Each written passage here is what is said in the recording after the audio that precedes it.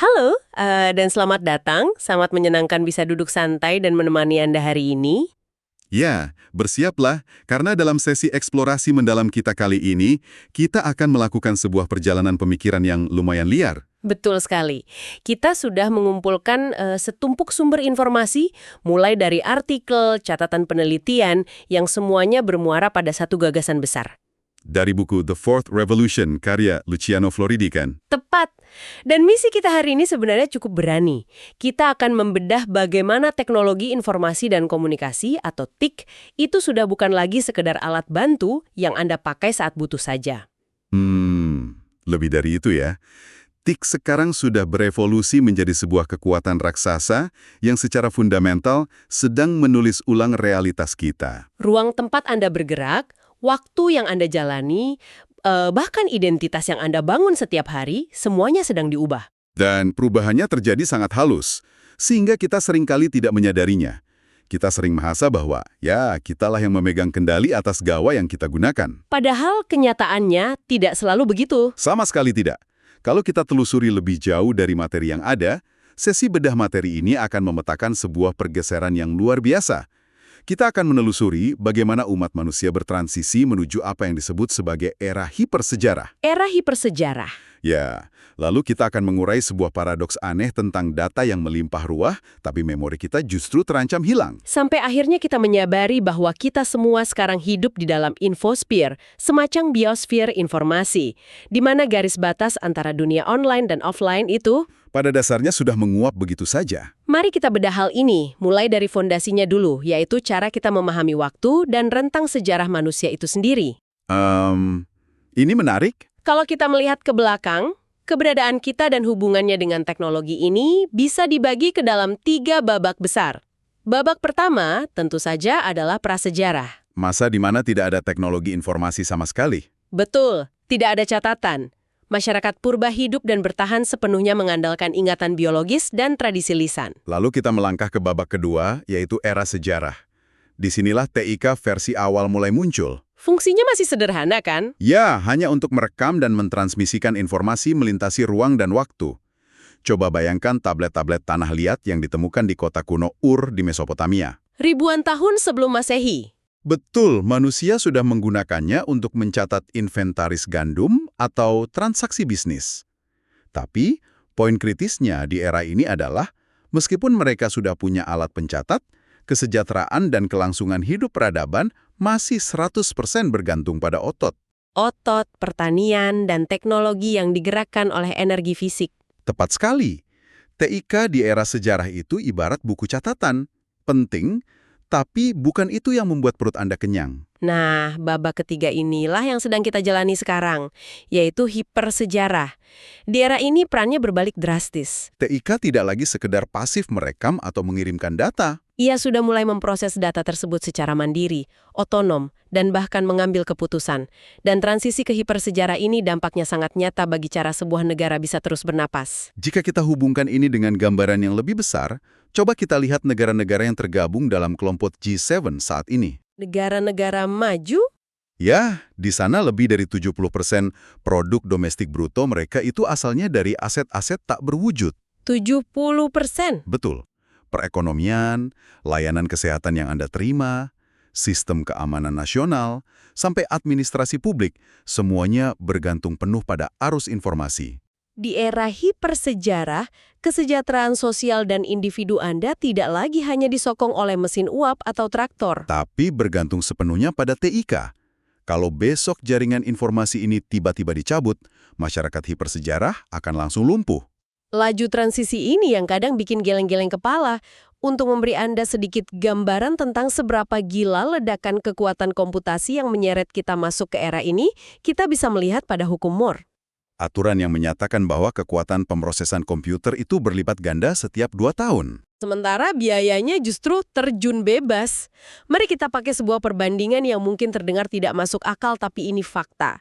Pada tahun 2010, sebuah iPad 2 yang sangat tipis itu memiliki kekuatan pemrosesan sekitar 1.600 MIPS. Jutaan instruksi per detik. Ya, Kalau Anda punya mesin waktu dan ingin membeli kekuatan komputasi sebesar itu di tahun 1950-an, biayanya adalah 100 triliun dolar. Angka yang sulit dicerna oleh akal sehat.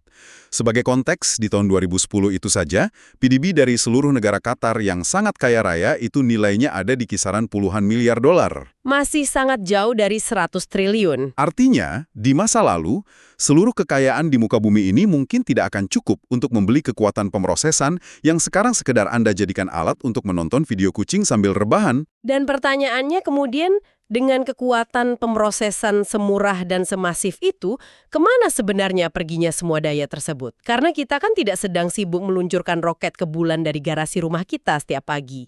Justru itu ironinya. Kekuatan komputasi yang masif itu diserap oleh proses yang sama sekali tidak kasat mata bagi Anda. Berjalan di latar belakang. Betul. Daya itu dihabiskan untuk interaksi manusia-komputer. Dan yang lebih masif lagi, interaksi mesin ke mesin. Sebagian besar perangkat Anda sibuk berbicara satu sama lain agar hidup Anda terasa mulus. Ambil contoh mobil yang Anda pakai ke supermarket. Ya, mobil keluarga masa kini rata-rata memiliki lebih dari 50 sistem TIK independen di dalamnya. Mulai dari manajemen injeksi bahan bakar, sistem rem otomatis, Sampai navigasi satelit.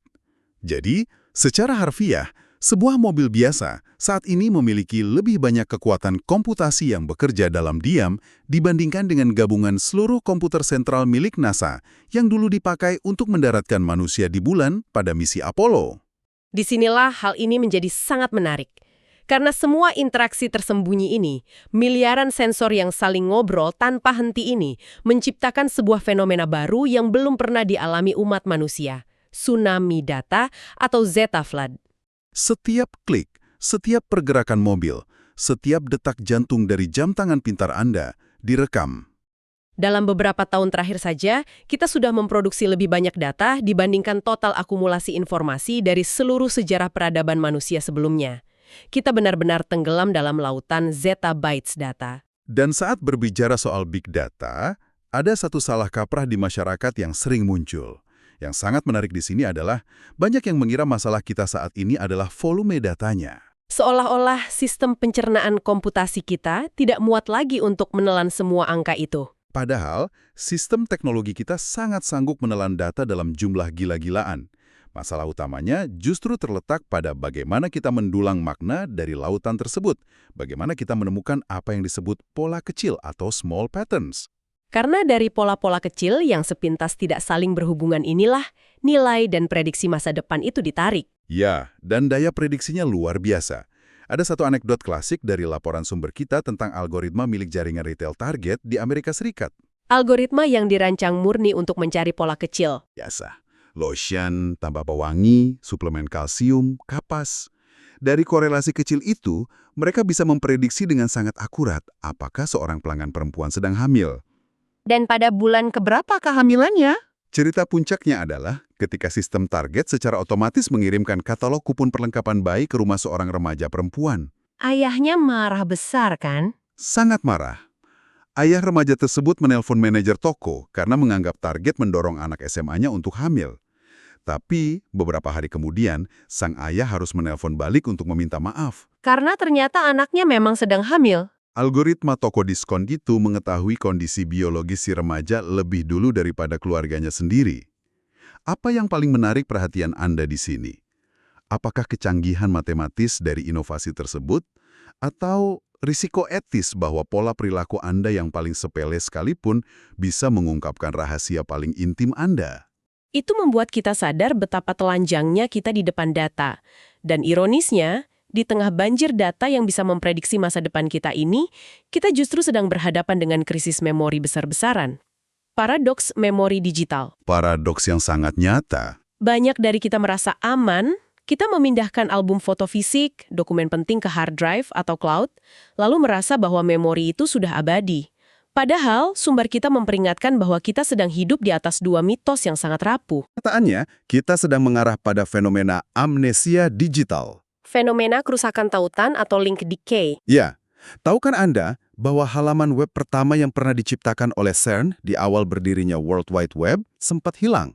Mereka harus susah payah merekonstruksinya kembali. Karena data aslinya lenyap. Selain itu, perangkat keras kita menua bersamaan.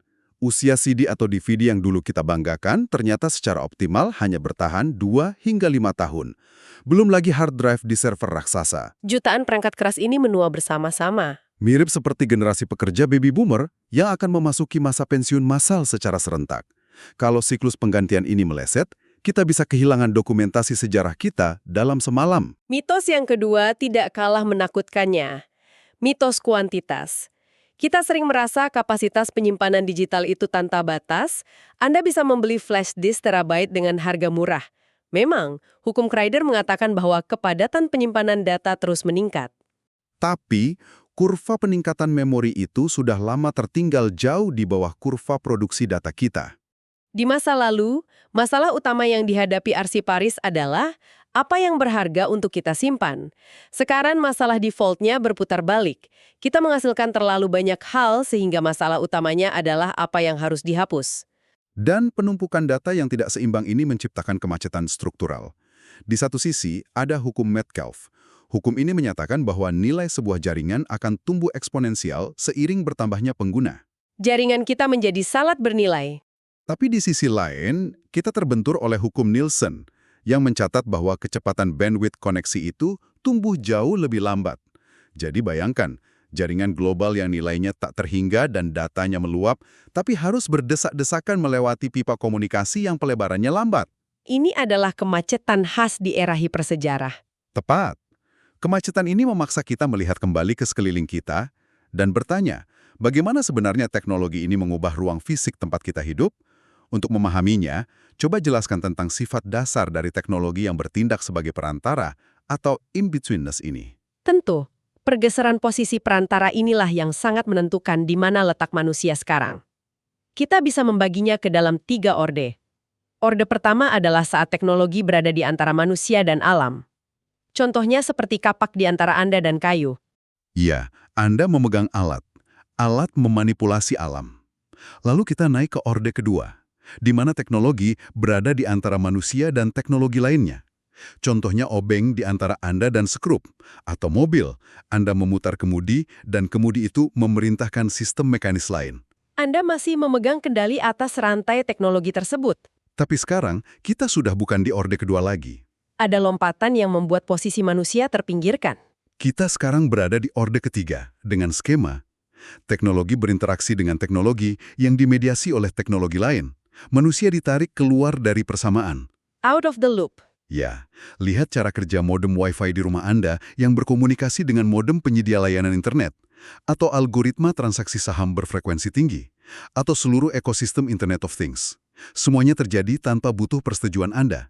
Kita cuma duduk menerima hasil akhirnya. Teknologi selalu ada wajah antarmuka pengguna yang Anda kontrol, dan wajah protokol yang menghadap ke sistem lain. Di kapak atau obeng, kita bisa melihat kedua wajah ini. Tapi di teknologi pintar orde ketiga, kedua wajah jenius ini disembunyikan dari kita. Saat Anda mengeklik sesuatu, perangkat itu melakukan negosiasi goib, proses handshaking, dengan router yang bernegosiasi lagi dengan server lain. Mereka menggunakan bahasa protokol yang mustahil kita pahami. Anda hanya diberikan layar mulus, sementara perangkat kita sibuk berbisik di belakang punggung kita. Jadi apa arti dari semua ini bagi kehidupan nyata kita sehari-hari ketika mesin bicara dengan mesin dan kita ada di luar lingkaran? Artinya, kita memasuki pengalaman on-life. Ini adalah momen di mana batas tebal antara dunia online dan offline runtuh berkeping-keping. Generasi Z atau generasi always on tidak pernah tahu suara bising modem dial-up lama. Keberadaan mereka sejak lahir sudah terendam dalam konektivitas. Benda-benda fisik di sekitar Anda bukan lagi benda mati. Mereka menjelma menjadi identities, benda yang memiliki identitas informasi. Mulai dari miliaran tag RFID kecil, termostat Nest, sampai kulkas pintar Samsung yang belajar dari kebiasaan kita. Dan pergeseran benda fisik ini melahirkan konsep materialisme virtual. Dulu kita menganggap bahwa sesuatu itu nyata jika bisa dipegang. Tapi sekarang, aset digital memiliki bobot realitas yang sama. Ini menjelaskan mengapa membajak file sering dirasa berbeda dengan mencuri CD. Karena informasi itu sifatnya non-rivalrous, bisa dipakai bersama tanpa habis, tidak ada barang fisik yang hilang dari rak. Tapi bukan berarti tidak punya nilai. Lihat saja uang virtual seperti Bitcoin atau miles penerbangan yang sering dipakai politisi. Yang lebih mencengangkan, asuransi untuk aset game online. Seperti asuransi untuk avatar di World of Warcraft. Bayangkan, game dengan 8,3 juta pelanggan. Jutaan pemain menghabiskan ribuan jam untuk mencari pedang legendaris. Bagi mereka, kehilangan akun itu sama menyakitkannya dengan rumah yang dirampok. Membayangkan kita mengasuransikan pedang yang tidak pernah ada wujud fisiknya itu sungguh surrealis. Dan berbicara soal avatar, ini membawa kita ke topik tentang identitas. Manusia kini terus-menerus mendokumentasikan diri mereka lewat pesan instan. Ya, 50 miliar pesan per hari via WhatsApp, mengalahkan SMS. Belum lagi aplikasi pencari jodoh atau sexting seperti Grindr, Tinder, Twitter. Kita terus membangun dan mengedit narasi hidup kita. Ini memunculkan pertanyaan penting tentang hakikat identitas kita.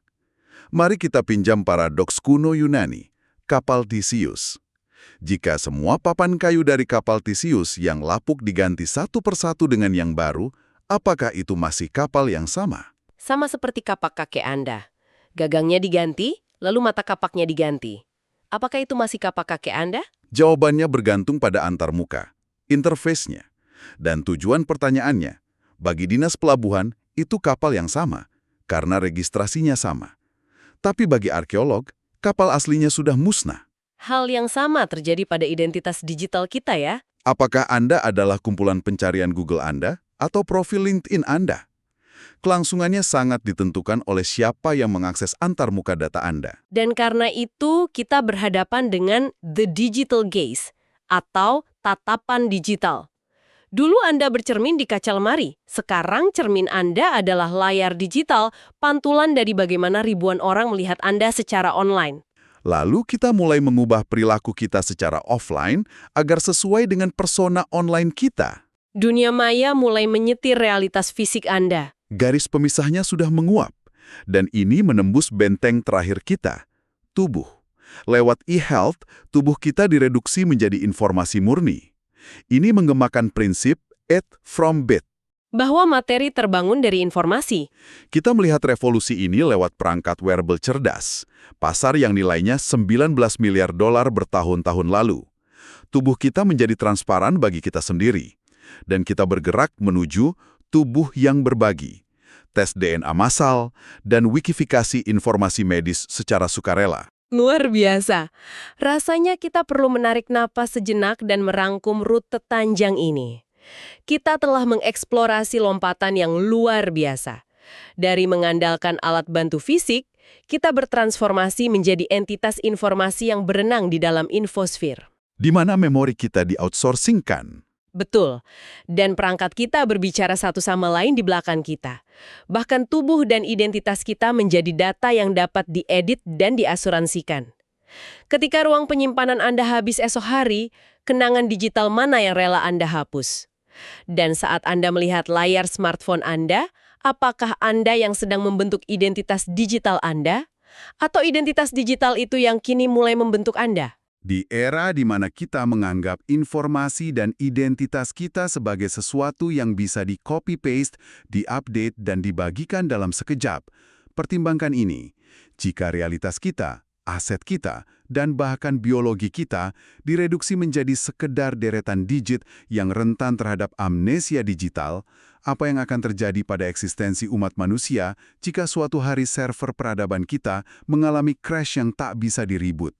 Sesuatu yang patut Anda renungkan. Sebuah pukulan pemikiran penutup yang sangat tajam. Terima kasih yang sebesar-besarnya kepada Anda yang telah ikut menyelam dalam sesi eksplorasi mendalam ini. Teruslah bertanya dan sampai jumpa di penjelajahan pemikiran kita berikutnya.